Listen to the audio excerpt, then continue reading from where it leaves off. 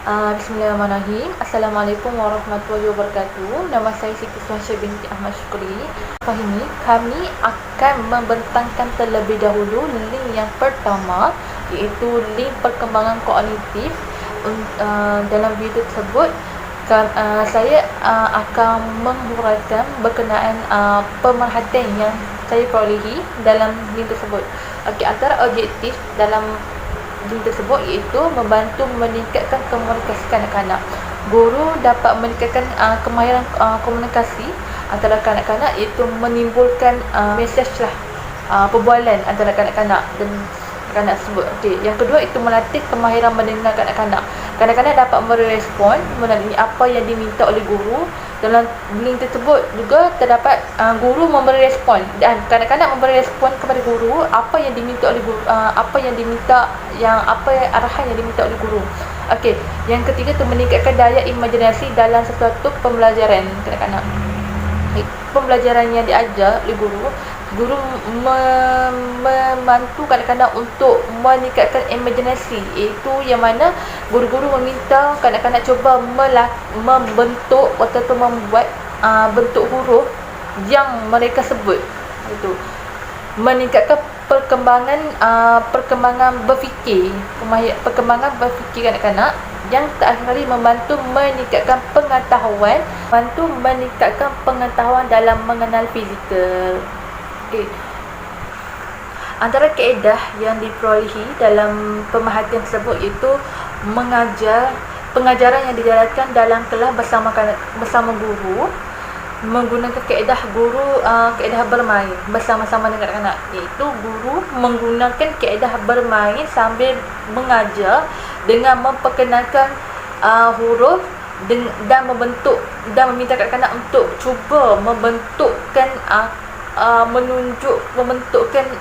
fizikal mereka, menunjukkan tubuh badan ataupun cuba berimajinasi untuk buat bentuk huruf A itu macam mana, huruf B itu macam mana. Yang kedua iaitu pembelajaran berasaskan berpusat, iaitu kanak-kanak dibimbing sewaktu awal pelaksanaan pembelajaran bersama guru-guru sehingga akhir pembelajaran. Dan dalam kaedah pelajaran ini iaitu kecerdasan linguistik. Antara kecerdasan yang dapat diperhatikan iaitu kecerdasan linguistik, iaitu kebolehan menggunakan kosakata secara berkesan dalam bentuk lisan ataupun penulisan. Teknik pemerhatian itu kanak-kanak tadika yang berumur 4 dan 5 tahun, lelaki dan perempuan. Pembelajaran dijalankan di dalam kelas. Assalamualaikum warahmatullahi wabarakatuh. Nama saya Siti Aisyah Nahila binti Fahimi. Saya akan meneruskan pembentangan video yang pertama, iaitu bahagian penilaian. Bahagian penilaian ini kami menggunakan dua rekod. Pertama, rekod anekdot. Rekod anekdot ni ialah rekod penulisan yang ringkas yang tepat dan padat mengenai peristiwa dan perubahan yang saintifik yang berlaku pada kanak-kanak. Guru boleh menerangkan peristiwa, tingkah laku dan insiden yang dengan menggunakan perkataan dan gambar. Dalam rekod anekdot ni ada perlu senaraikan nama guru, nama pelajar, umur, tarikh, masa, tempat, tujuan, tindakan yang dilakukan, tujuan menjalankan pemerhatian, catatan. Rekod yang kedua kami menggunakan rekod senarai semak. Senarai semak iaitu salah satu pentaksiran atau alat bantu kerja yang dibangunkan dalam bentuk dokumentasi. Dia mengandungi maklumat yang tepat serta senarai item yang diperlukan semasa menjalankan penilaian, bertujuan bagi memudahkan dan melancarkan tugas serta mengurangkan kegagalan. Ini ialah salah satu cara untuk kita mengetahui perkembangan kanak-kanak. Saya akan teruskan lagi dengan bahagian pentaksiran. Iaitu dalam video yang pertama ini kita akan dapat lihat perkembangan fizikal, iaitu berdasarkan pemerhatian melalui video. Video tersebut yang dijalankan kanak-kanak dapat membantu melakukan menggerakkan tubuh badan dengan kemahiran motor halus dan motor kasar. Mendengar serta memahami arahan yang diminta oleh guru. Sebagai contoh, kanak-kanak dapat membuat pergerakan jari jemari, membentuk huruf A, dan dia merenggangkan badan, melompat, berdiri dan pelbagai lagi. Melalui perkembangan ini dapat membantu tumbuh perbesaran kanak-kanak mengikut tahap umur mereka. Okey. Dalam video ni dia banyak menunjukkan pergerakan, banyak menunjukkan perkembangan fizikal lah. Okey, dalam perkembangan komunikasi ni berdasarkan video yang pertama. Aktiviti yang dijalankan dalam video tersebut menunjukkan guru mengajar kanak-kanak menggunakan kaedah menyebut huruf yang betul dengan melalui membuat cara bentuk menggunakan tubuh badan. Macam contoh, kita buat huruf A, huruf B, huruf C, huruf D. Di sini kita mampu melihat dapat mengasah kemahiran mereka melalui komunikasi dengan orang sekeliling. Malahan, mereka dapat memahami cara menyebut huruf dengan betul.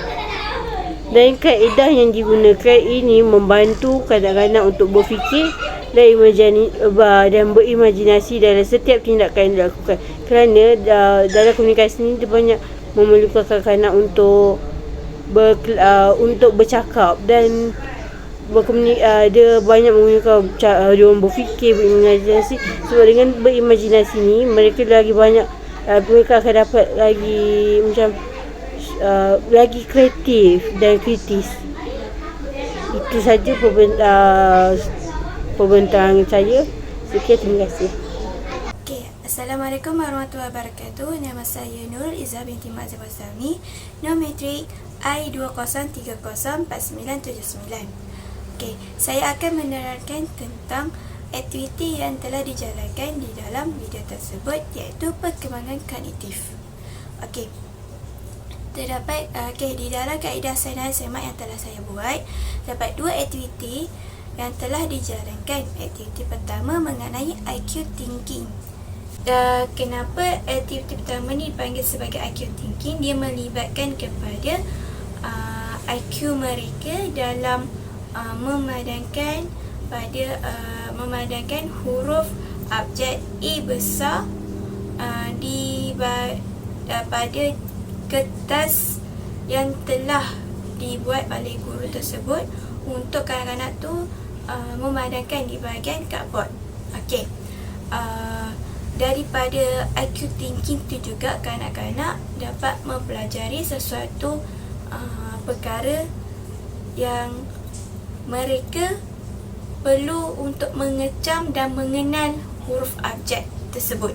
Sama ada huruf abjad yang dia ambil tu huruf abjad bersaiz huruf abjad kecil ataupun besar. Sebagai contoh, kanak-kanak telah mengambil huruf A besar, kertas yang bertulis A besar, untuk dia lekatkan pada A besar di bahagian cardboard tersebut.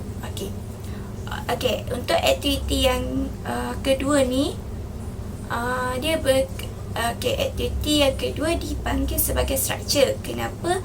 Sebabnya di dalam buku tersebut kanak-kanak perlu memandangkan simbol di bahagian A dan di bahagian B. Sama ada simbol di bahagian A tu sama di bahagian B, sama ataupun tak di bahagian B.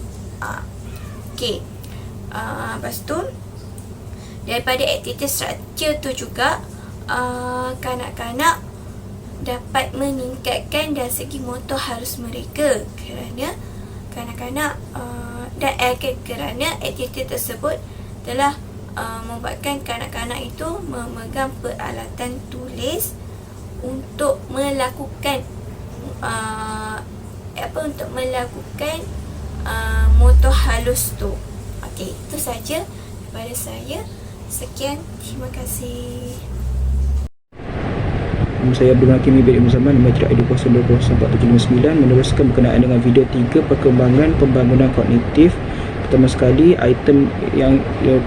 rekod anekdot. Saya memilih sebagai rekod anekdot sebagai satu bentuk rekod pemerhatian yang dijalankan ke atas kedua orang kanak-kanak, iaitu Kayla dan Emilia.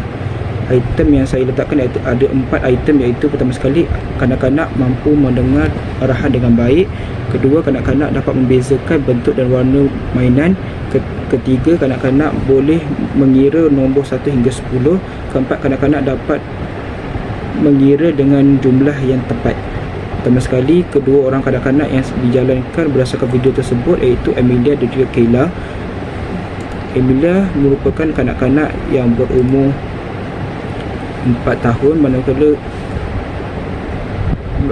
Emilia berumur 7 tahun, manakala Kayla berumur 4 tahun, di mana kedua orang kanak-kanak ini mampu mendengar arahan dan memberi respon dengan baik, iaitu merupakan ulasan saya.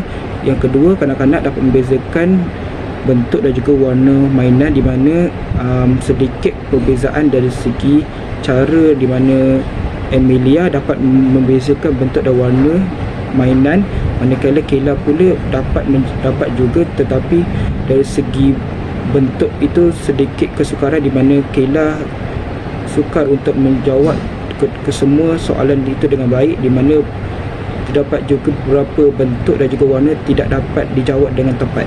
Ketiga, kanak-kanak dapat mengira nombor 1 hingga 10, iaitu ini dari segi kemahiran matematik awal, di mana kedua orang kanak-kanak ini mampu mengira objek mainan di atas meja tersebut, iaitu daripada 1 hingga 10 dengan tepat, terutama kepada Emilia yang berumur 7 tahun, kerana kita tahu umur pada peringkat yang lebih tinggi mampu mempunyai kecekapan dari segi kemahiran matematik awal, matematik dan juga sains dan teknologi, serta kemahiran komunikasi, skill mereka lebih baik. Keempat, iaitu kanak-kanak dapat mengira dengan jumlah yang tepat, di mana Emilia, iaitu kanak-kanak yang berumur 7 tahun, dapat menjawab ke semua soalan, iaitu mengira dengan jumlah mainan di atas meja yang lebih tepat, kerana Emilia di peringkat umur 7 tahun dia lebih memiliki perkembangan dari segi pembangunan kognitif yang lebih baik sedikit berbanding dengan Kayla yang berumur 4 tahun, di mana Emilia dapat mampu menjawab soalan seperti penyusunan dari segi pengiraan jumlah bentuk dan juga jumlah di atas mainan tersebut dapat dijawab dengan baik, manakala Kayla dapat juga menjawab, tetapi sedikit kesilapan Kayla untuk mengira dengan jumlah yang tepat mendapat disimpulkan bahawa kedua orang kanak-kanak ini dapat memiliki dari segi perkembangan kognitif, tetapi terdapat sedikit perbezaan, di mana kedua orang kanak-kanak ini berlaku dari segi perubahan cara komunikasi, skill dan juga kemahiran matematik awal, serta kemampuan untuk mereka membezakan dan mengira objek berwarna dan bentuk dapat menunjukkan bahawa kecekapan kanak-kanak dari segi kognitif ini dapat ditingkatkan melalui pengajaran dan kaedah pembelajaran yang dijalankan ke atas anak-anak ini oleh ibu bapa, guru dan pihak pengajar di taska maupun di tadika. Sekian sahaja daripada saya. Seterusnya saya akan memberikan peluang kepada pembentang seterusnya. Assalamualaikum dan hai, nama saya Farzana Izzati binti Megat Khairuddin. Saya akan menjelaskan tentang kesimpulan yang kita dapat rumuskan daripada keseluruhan ketiga-tiga video yang kita telah kaji. Okey, salah satunya adalah perubahan fizikal kanak-kanak, pendengaran kanak-kanak, dan juga kita sebagai guru adalah salah satu pembantu dan juga pembimbing kanak-kanak.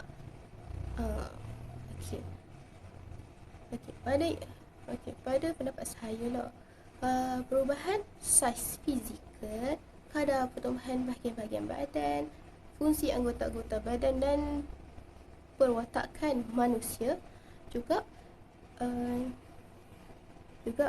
dapat memberikan prestasi yang mengejutkan dengan melakukan aktiviti suai padan dan juga aktiviti mengenal pasti tubuh badan yang terdapat di dalam diri kita.